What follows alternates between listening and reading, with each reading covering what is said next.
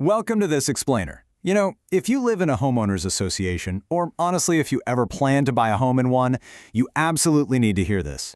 Tens of millions of people live in planned communities that are governed by strict legal frameworks. And today, we're unpacking a truly fascinating, real-world administrative hearing from April of 2026.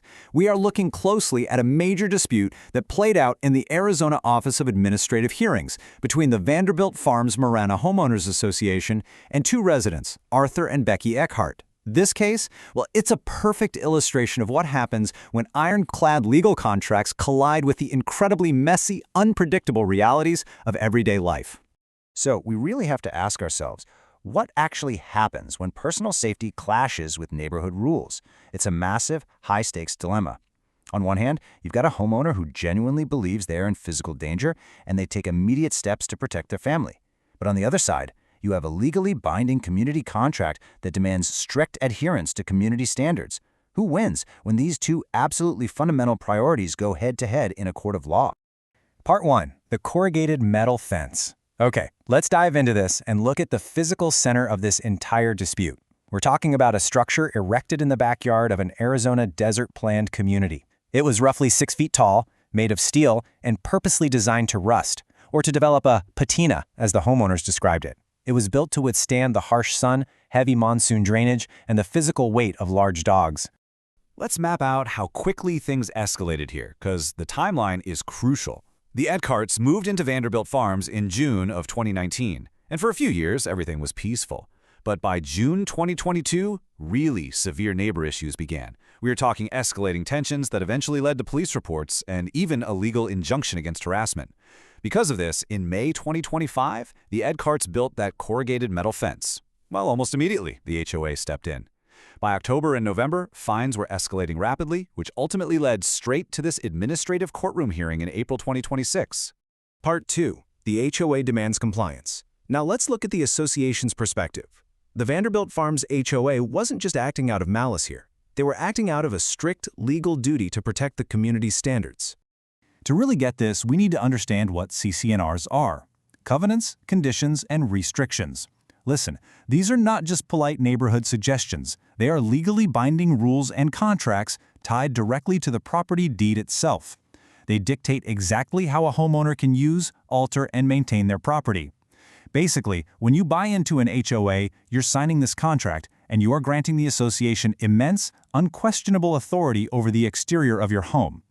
The HOA actually brought very specific evidence to the hearing regarding the rules the Eckharts broke. Under Article 4.5.1, any exterior change absolutely requires prior written approval from the Design Review Committee, and the Eckharts just didn't get it. Plus, the corrugated steel material itself violated Articles 4.4.2, 4.4.4, and 4.4.5. Those rules clearly demand that any structure be in harmony with the surrounding design, that it conform to the natural desert character, and that it only uses specific approved exterior materials. And well, needless to say, a rapidly rusting wall of corrugated steel didn't quite fit that pristine desert aesthetic.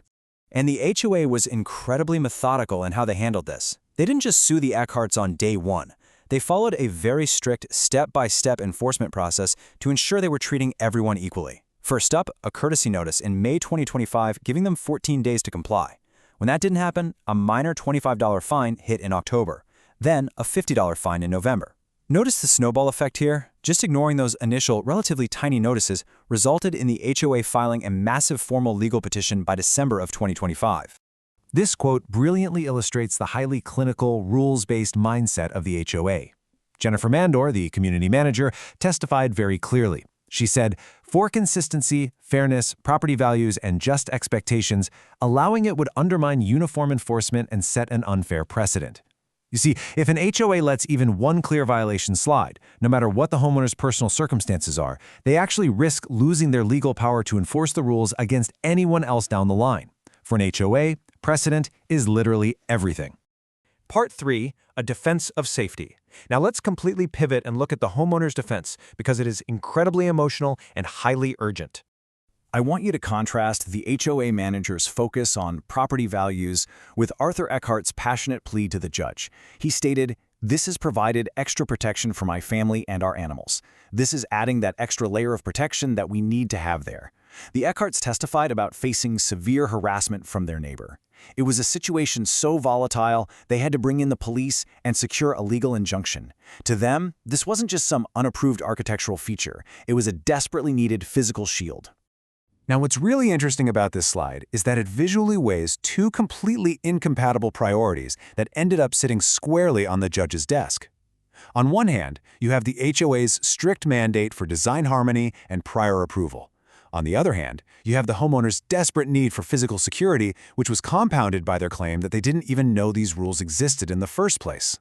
Impartially speaking, a huge part of the Eckhart's defense really rested on ignorance. They testified that when they moved in back in 2019, the construction manager and the realtor explicitly told them they could do, quote, anything in the backyards, and that they only needed permission for the front yard. It's a classic case of taking a realtor's passing comment as legal gospel. Furthermore, they claimed they were never provided a physical copy of the CC&Rs, which led them to genuinely believe they were totally in the clear when they put up the fence. Part 4. The contractual reality. All right. This brings us to the real turning point of the explainer. We have to shift away from the emotional arguments of safety and ignorance and look at the strict legal framework of Arizona real estate law as explained by Administrative Law Judge K. Abramson. The judge really had to deliver a harsh legal truth here. Under Arizona law, CC&Rs are a recorded document. In this specific case, they were filed publicly with Pima County. Because of this, all homeowners are legally on what is called record notice. It is completely irrelevant whether you actually received a physical copy, whether you read them, or whether you were given terrible advice by a realtor. Buying the property binds you to that recorded contract. Ignorance of a recorded real estate document is literally never a valid defense in court. Let this be a warning to all of us. When you sign those closing papers, you are legally bound, whether you read the fine print or not. Furthermore, Judge Abramson clarified a massive misconception about the actual power of an HOA. She explained that the HOA only governs the civil contract, the aesthetics, and the rules of the property. They absolutely do not have police power. Criminal behaviors, harassment, and severe safety disputes, those must be handled by law enforcement and the courts. While the judge was highly sympathetic to the Eckhart's safety concerns and commended them for getting police injunctions, she ruled that a valid safety concern simply does not grant a homeowner a legal waiver to breach a recorded civil contract. Part 5. The final verdict. So, after hearing the emotional pleas for safety and weighing them against the black and white text of the community's governing documents, what did the judge decide? Let's look at the outcome. The legal contract stands. The homeowners were officially found in violation of the Vanderbilt Farms CC&Rs. The administrative judge affirmed the HOA's petition and ordered the Eckharts to remove the unapproved corrugated metal structure. Personal safety, while undeniably important, did not override the recorded aesthetic and architectural rules of the neighborhood. And just to add a final financial sting to the emotional defeat, because the HOA was declared the prevailing party in the dispute, the Eckharts were also ordered to reimburse the association for the $500 administrative hearing filing fee. This was all on top of having to tear down the very fence they built to protect themselves in the first place. Which leaves us with a really profound dilemma to think about. Where exactly do you draw the line between signing a binding, uniform community contract and needing the flexibility to navigate unpredictable and, frankly, dangerous real-life emergencies? It's a massive tension between community uniformity and individual rights that every single planned neighborhood faces. I highly recommend you take a look at your own HOA rules. You might be surprised by what you find in there. Thank you for joining me for this explainer, and I'll leave you to reflect on that.